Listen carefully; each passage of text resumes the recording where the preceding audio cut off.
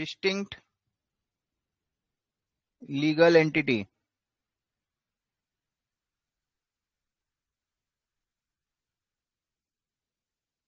Right? Company can buy property on its own. ये चाहे तो प्रॉपर्टी कर सकता है. Arrange contracts. Can sue. किसी पे केस कर सकता है. और be sued. कोई इस पे भी केस कर सकता है. Right?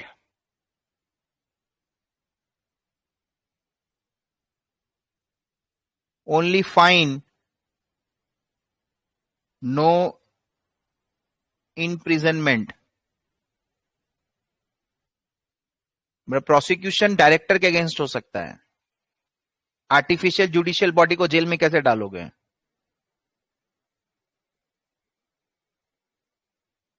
Artificial judicial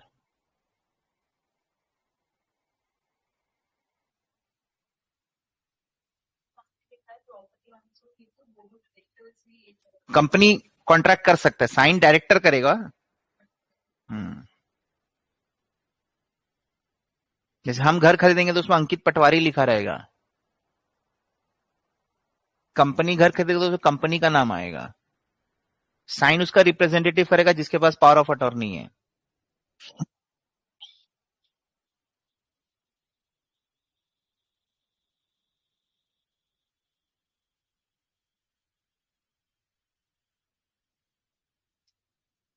setup bye issue of shares.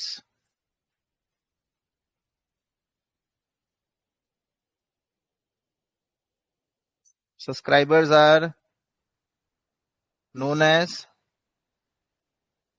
shareholders.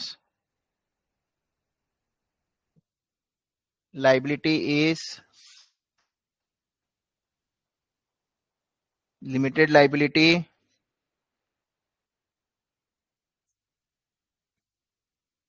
to the extent of paid up capital. मतलब face value to the extent of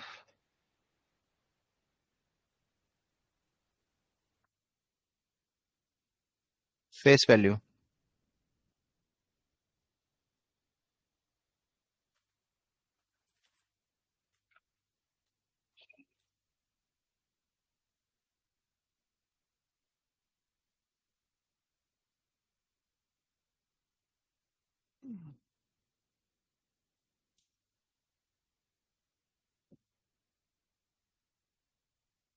Shareholders have right to vote at time to time. Shareholder को बुलाया जाता है performance बताने के लिए, कोई important decision लेना है उसके लिए. ठीक है?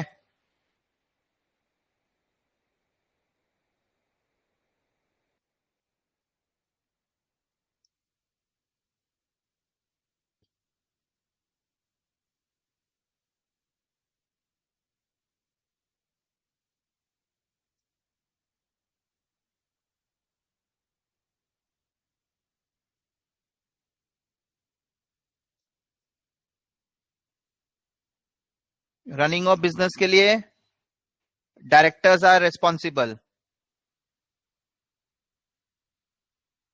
प्रिंसिपल और एजेंट का रिलेशनशिप होता है दोनों में.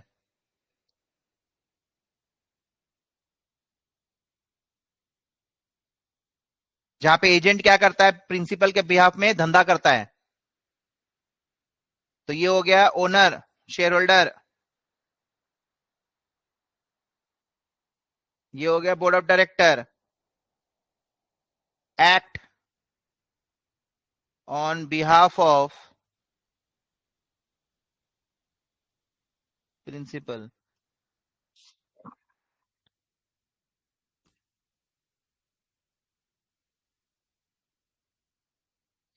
ये लोग अपने अंडर में मैनेजर्स रखेगा और ये मैनेजर लोग डायरेक्टर का पॉलिसी पे काम करेगा।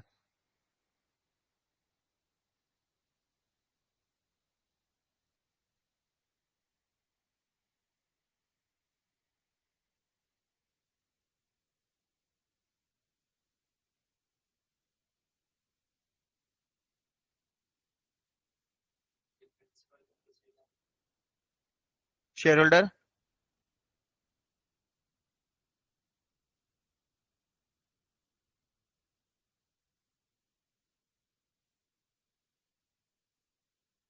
ठीक है।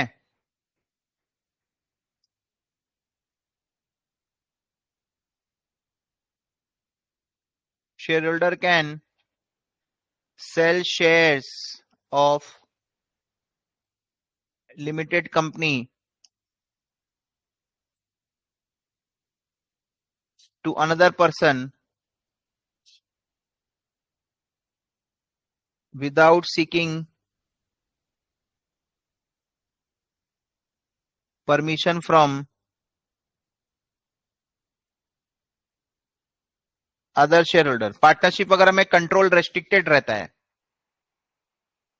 लेकिन कंपनी में भी एक दो टाइप का कंपनी होता है, एक होता है पब्लिक लिमिटेड कंपनी, एक होता है private limited company. Public limited company usually stock market में लिस्टेड होता है। आज मैं मार्केट में गए, आईटीसी का शेयर खरीद लिया, एसबीआई का शेयर खरीद लिया, रिलायंस का शेयर खरीदा, बाकी शेयर होल्डर से बेचने वाले ने परमिशन नहीं लिया।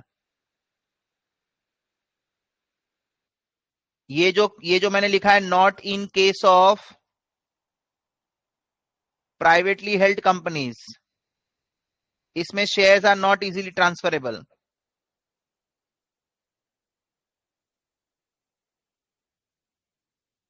उनकी सहमति के बिना आप किसी को भी नहीं बेच सकते।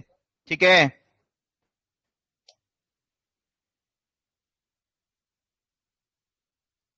Share holders are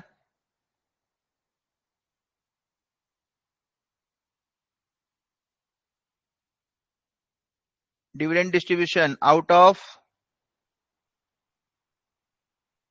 profits made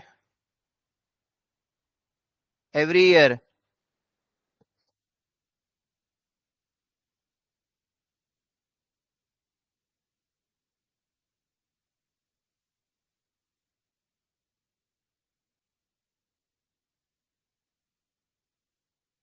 और डिविडेंड कंपनी दो हिस्सों में दे सकती है, एक इंटरिम 6 महीना के बाद और एक साल खत्म होने के बाद फाइनल डिविडेंड।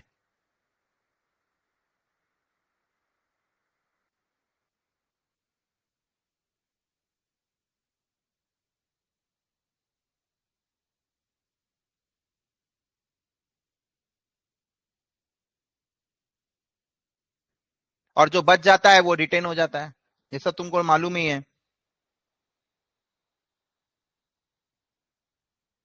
और डिविडेंड प्रॉफिट से ज्यादा भी हो सकता है, अगर पुराने सालों में मेरा कुछ प्रॉफिट रिटेन किया हुआ है, मैं इकट्ठा डिविडेंड दे भी सकता हूं, कोई दिक्कत नहीं है।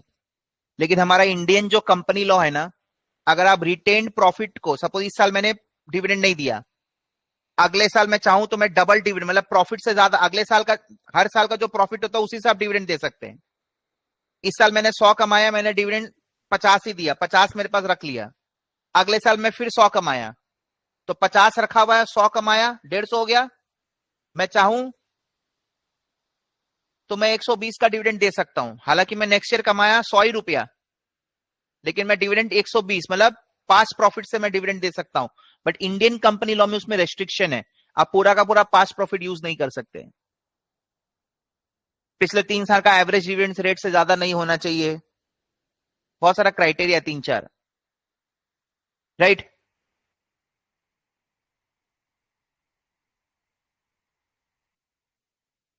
लाइबिलिटी के बारे में मैंने बता ही दिया है, अगर पार्टली पेड अप होगा, creditors can not claim their dues from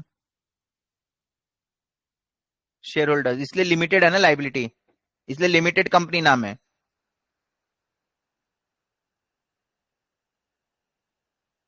in case company becomes insolvent.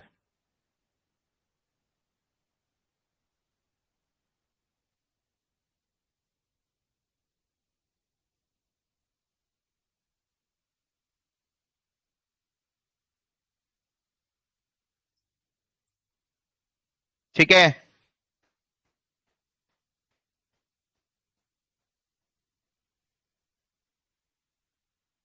Legal documentation. सबसे पहले डायरेक्टर का आइडेंटिफिकेशन नंबर लेना पड़ेगा, डिन नंबर, जितना भी डायरेक्टर है, राइट। उसके बाद नेम अप्रूवल, 5-6 नाम आप चूज करेंगे, उसमें से जो खाली होगा वो मिलेगा आपको। राकेश लिमिटेड, मैं भी राकेश लिमिटेड नहीं मिलेगा।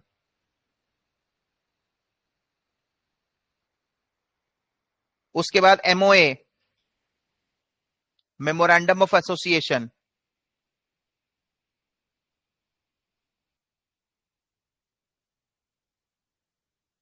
इसमें मिशन विजन ये सब लिखा रहता है।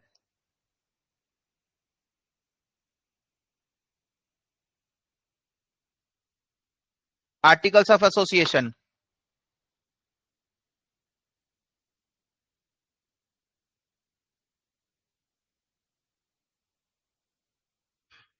इसमें सब इंटरनल रूल्स लिखा रहेगा।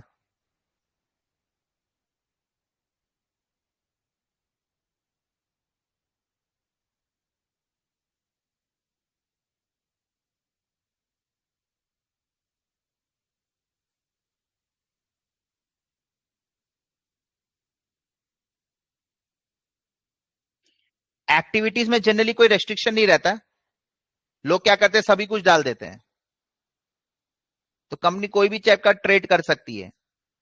हालांकि वो जब जीएसटी एप्लीकेशन करेगी तो उसको बताना पड़ेगा वो किस चीज में डील कर रही है। सपोज अगर मैं रेंटिंग आउट प्रॉपर्टीज में हूं तो मैं रेंटल इनकम वाला जीएसटी का कोड लूंगा। अब मैं कोई बिजनेस करना चाहता हूं तो उससे रिलेटेड मेरे को जीएसटी एप्लीकेशन लेना पड़ेगा, एचएसएन कोड बोलते हैं, harmonise system of nomenclature, right. तो ऐसा कोई रेस्ट्रिक्शन नहीं कि आप इसको इसी एक्टिविटी करना पड़ेगा, बट आप कुछ भी एक्टिविटी कर सकते हैं,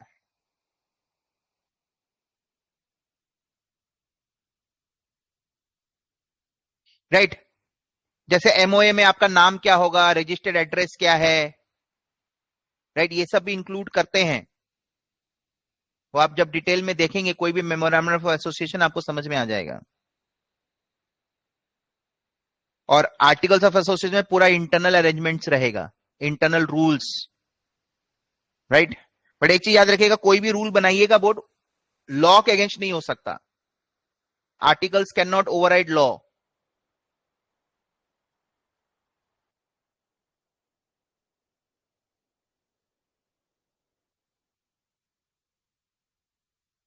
जैसे जब अपन शेयर इशू करते हैं ना, अंडरराइटर को कमीशन देना पड़ता है। शेयर इशू करते वक्त अपन को पूंजीपति लोगों के पास जाना पड़ता है। चीज को समझो, आज मेरे को प्रॉपर्टी लेनी थी, मैंने ब्रोकर के पास गया। मेरे को लोन चाहिए, मैं बैंक के पास जाऊंगा।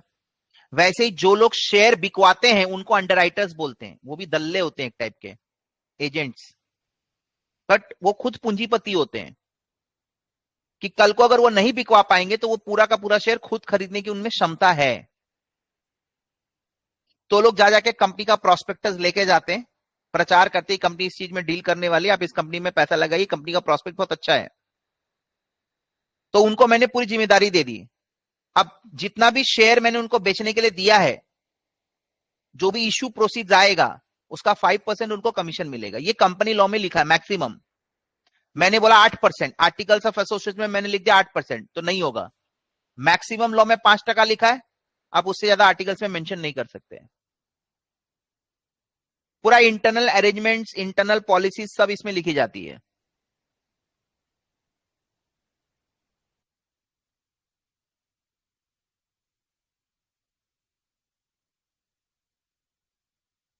राइट। वाइंडिंग अप का क्या प्रोविजन होगा, डिविडेंड डिस्ट्रीब्यूशन का क्या क्लॉजेस होंगे, सब चीज, डायरेक्टर्स इलेक्शन का, ये सब चीज इसमें आर्टिकल्स ऑफ एसोसिएशन में लिखा जाता है। अब ये सारा हम लोग कंपनी हाउस, कंपनी का एक हाउस होता है जहां पे कंपनी को रजिस्टर कराया जाता है, जिसे हमने मिनिस्ट्री ऑफ फिनेंस हो गया, मिनिस्ट्री ऑफ कॉर्पोरेट अफेयर्स हो गया, राइट। कंपनीज हाउस में अपन डॉक्यूमेंट्स को जमा देंगे तो हम लोगों को सर्टिफिकेट ऑफ इनकॉर्पोरेशन मिल जाएगा। इसको बोलते हैं बर्थ सर्टिफिकेट। इसको हम लोग बोलेंगे birth certificate.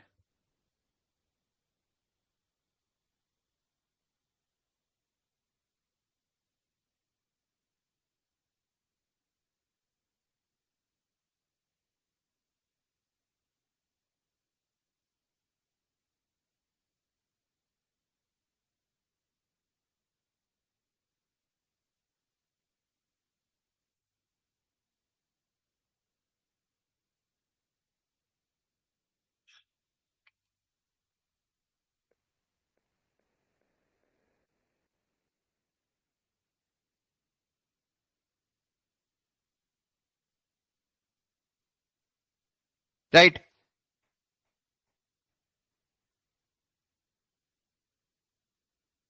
Accounts must be compulsory audited. Sole proprietor और पार्टनरशिप में ना, अगर एक टर्नओवर एक सर्टेन लिमिट को क्रॉस करेगा तो ही आपको ऑडिट करवाना पड़ता है, बट कंपनीज के केस में आपको ऑडिट करवाना ही पड़ेगा।